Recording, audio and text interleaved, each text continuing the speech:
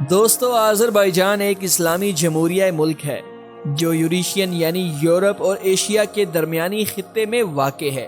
اس کے مشرق میں کیسپین سی، نارتھ میں روس، نارتھ ویسٹ میں آرمینیا، ویسٹ میں ترکی اور ساؤتھ میں ایران کا ملک ہے۔ آذربائیجان کا ٹوٹل رقبہ 86,000 کلومیٹر پر واقع ہے اور اس کی آبادی 1,12,00,000 افراد پر مشتمل ہے۔ آذربائیجان مسلمانوں کا ایک تاریخی یادگار ملک ہے جس کا دارالحکومت باکو کئی صدیوں سے آباد ہے، جہاں دنیا کی پہلی اسکائی اسکیپر عمارت صدیوں پہلے بنائی گئی تھی۔ آج کی اس ویڈیو میں ہم آذربائیجان کی مکمل اسلامی تاریخ کا جائزہ لینے جا رہے ہیں اور ہم آپ کو بتائیں گے کہ آذربائیجان کب روس سے آزاد ہو کر ایک اسلامی جمہوریہ ملک بنا تھا، آذربائیجان کی تاریخ کتنی پرانی ہے اور آپ کا یہ جاننا کیوں ضروری ہے۔ یہ سب جاننے کے لیے آج کی اس ویڈیو کو مکمل دیکھیں۔ السلام علیکم دوستو، آپ دیکھ رہے ہیں ہمارا چینل ڈاکومنٹری دیکھو اور سیریز دنیا کے 195 ممالک کی مکمل تاریخ اور احوال میں آپ کو خوش آمدید کہا جاتا ہے۔ ہم نے پچھلی ویڈیو میں تاجکستان کی مکمل تاریخ کا جائزہ لیا تھا جسے آپ دوستوں نے بے حد پسند کیا ہے۔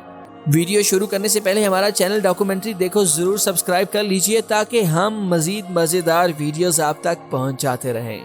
ویورز، آذربائیجان اپنی تاریخ کے زیادہ تر حصے میں ایران، ترک خلافت اور روس کا حصہ رہا ہے۔ سائنسدانوں کو آذربائیجان کے ایک علاقے سے 3 لاکھ سال پہلے کا ایک انسانی ڈھانچہ ملا تھا، جس سے ثابت ہوتا ہے کہ یہ خطہ لاکھوں سال پہلے سے آباد تھا۔ یاد رہے، آذربائیجان ایشیا اور یورپ کے درمیان ایک کراس روڈ کی حیثیت رکھتا ہے۔ 2000 سال پہلے بیشتر یورپی اقوام نے اسی خطے کے ذریعے ہجرت کر کے موجودہ یورپ میں آباد کاری کی تھی۔ آذربائیجان کے تاریخی شہر باکو کے اطراف میں ایسی غاریں بھی ملی ہیں جن میں 8,000 سال پہلے کی پینٹنگز موجود ہیں۔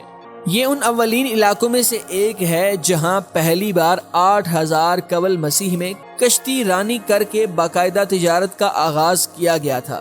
یہ تجارت یوریشین خطے میں میڈیٹرینین سی کے ذریعے کی جاتی تھی۔ ایک امریکی آرکیالوجسٹ کو آذربائیجان کے ایک علاقے سے 4,000 سال پرانی ایک بورڈ گیم بھی ملی ہے جو شطرنج کی طرح کھیلی جاتی تھی۔ اس گیم کے 58 خانے دریافت ہوئے تھے۔ ماہرین کی تھیوری کے مطابق 9ویں صدی قبل مسیح میں یہاں ستیانز نامی قوم آباد ہوئی تھی، جنہوں نے بعد ازاں سینٹرل ایشیا میں ہجرت کر کے سارے سینٹرل ایشیا اور افغانستان میں اپنی حکومت قائم کی تھی۔ آذربائیجان جس خطے میں واقع ہے اسے کاکیشین ریجن کہا جاتا ہے۔ 500 قبل مسیح میں جب پہلی ایرانی سلطنت نے ساؤتھ کاکیشن پر قبضہ کر لیا تھا تو ایرانیوں نے آذربائیجان کو بھی فارسی سلطنت کا حصہ بنا دیا تھا۔ 330 قبل مسیح میں جب سکندر اعظم نے ایرانی شہنشاہ دارم سوم کو شکست دے کر فارسی سلطنت کا خاتمہ کر دیا تو آذربائیجان کی پڑوسی ریاست آرمینیا کی سلطنت نے آذربائیجان اور کاکیشین ریجن کو اپنے مقبوضات میں شامل کر دیا تھا۔ 6ویں صدی عیسوی تک آذربائیجان آرمینیا کی عیسائی سلطنت کا حصہ رہا تھا، مگر 6 صدی عیسوی میں جب عربوں نے ایران کو فتح کر کے وہاں زرتشت مذہب کی جگہ اسلام کو فروغ دیا تو عرب افواج نے ایران کے پڑوس میں واقع آذربائیجان کو بھی آرمینیا سے آزاد کر کے اسے ایک مسلمان خطہ بنا دیا تھا۔ یوں عربوں کی وجہ سے آذربائیجان ایران کا پھر سے ایک صوبہ بن گیا تھا۔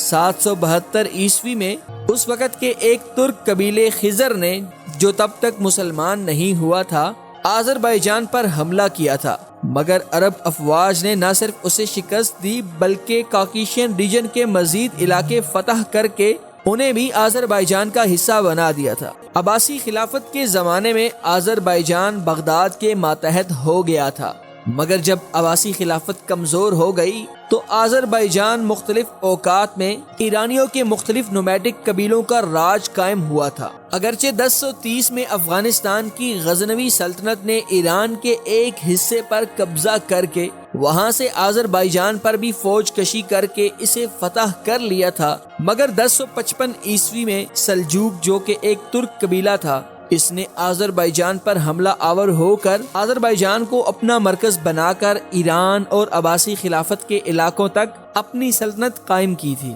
سلجوکیوں کے دور کو آذربائیجان کی تاریخ میں سنہری دور کہا جاتا ہے۔ سلجوکی وزیر اعظم نظام الملک طوسی نے آذربائیجان کے اندر جدید اصلاحات نافذ کی تھی۔ اس زمانے میں آذربائیجان ایک ترقی یافتہ ملک بن گیا، جس کی مثالیں فصیل بند باکو شہر، خوبصورت مسجدیں، پرکشش مزار، سکول، مدرسے اور باکو گنگا کے جدید ترین پلوں کی تعمیر سے لگایا جا سکتا ہے۔ سلجوق عہد کے مشہور ترین عالم شہاب الدین سہروردی، شاعر نظام گنجوی، خقانی شروانی کا تعلق بھی آذربائیجان سے تھا۔ 1225 میں آذربائیجان پر سینٹرل ایشیا کی ریاست خوارزم شاہی کے ایک بدقسمت جلا وطن شہزادے جلال الدین خوارزم نے قبضہ کر لیا تھا۔ اس بدقسمت شہزادے کے والد خوارزم شاہ لاکھوں فوج ہونے کے باوجود منگولوں سے شکست کھا چکے تھے۔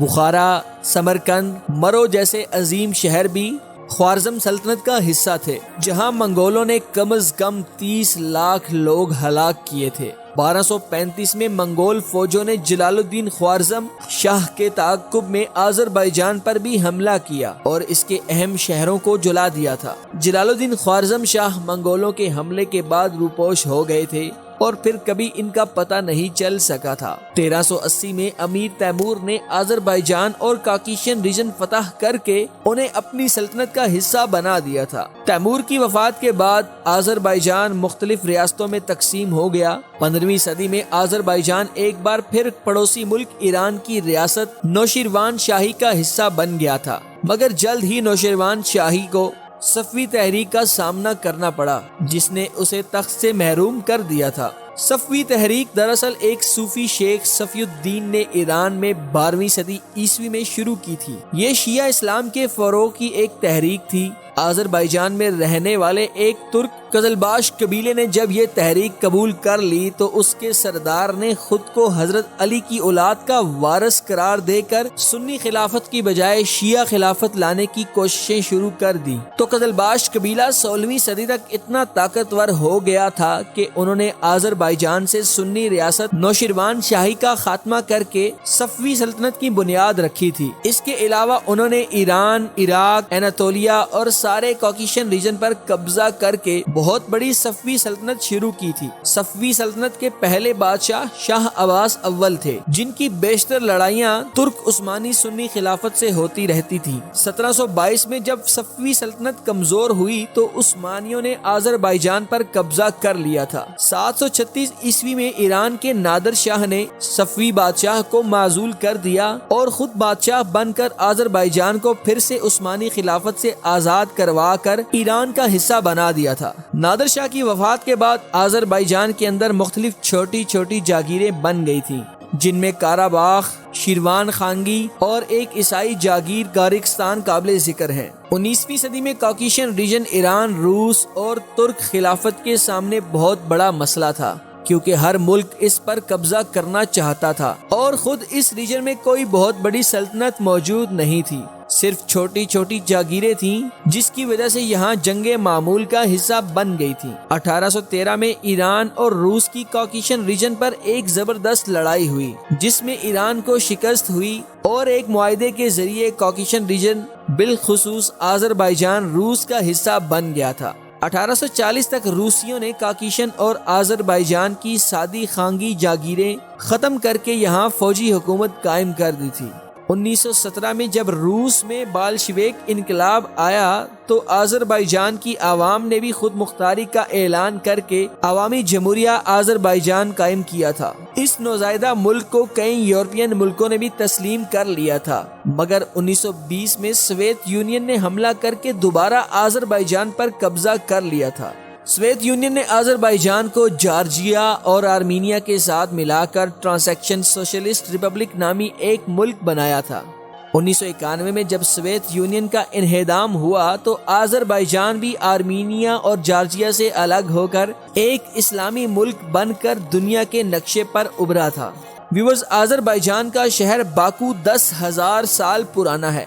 10,000 سال پہلے یہاں مختلف دیہات ہوتے تھے جن میں رہنے والے شکار کیا کرتے تھے۔ 100 قبل مسیح میں باکو باقاعدہ ایک فصیل بند شہر بن گیا تھا۔ یہ تاریخ کے قدیم ترین شہروں میں سے ایک ہے۔ آج کا جدید ترقی یافتہ آذربائیجان کیسا دکھتا ہے اور بہت کچھ اس کے بارے میں جاننے کے لیے ہمارے دوسرے چینل اردو ٹریول ورلڈ کا وزٹ لازمی کریں۔ جس کا لنک ڈسکرپشن میں موجود ہے۔ خواتین و حضرات، اگر آپ کو ہماری یہ کاوش پسند آئی ہو تو ویڈیو کو ضرور لائک، کمنٹ اور شیئر کریں، اس کے ساتھ ساتھ چینل کو سبسکرائب کرنا بھی ہرگز میں مت بھولیں۔ اب ہماری ٹیم نے آرمینیا کی طرف سفر شروع کر دیا ہے۔ اگلی ویڈیو تک محمد علی اور پوری ٹیم کو دیجیے اجازت، انشاءاللہ ملتے ہیں کسی نئے ملک کی سرزمین پر، تب تک کے لیے اللہ حافظ۔